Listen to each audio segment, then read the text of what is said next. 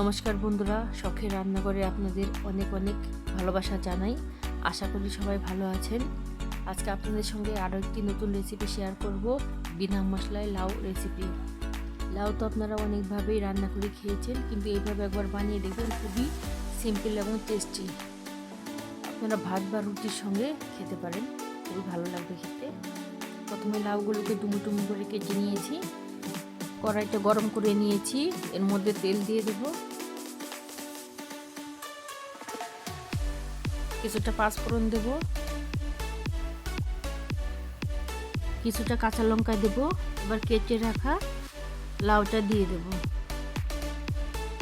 একটু নেড়ে নেব।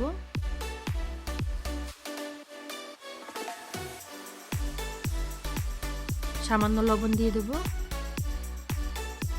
আবার একটু নেড়ে নেব।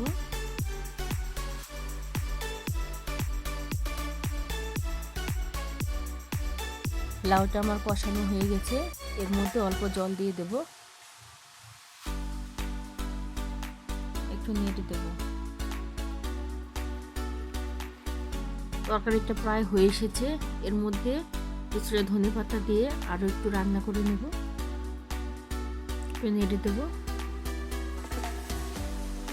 তরকারিটা আমার হয়ে গেছে, এবার তুলে নেব।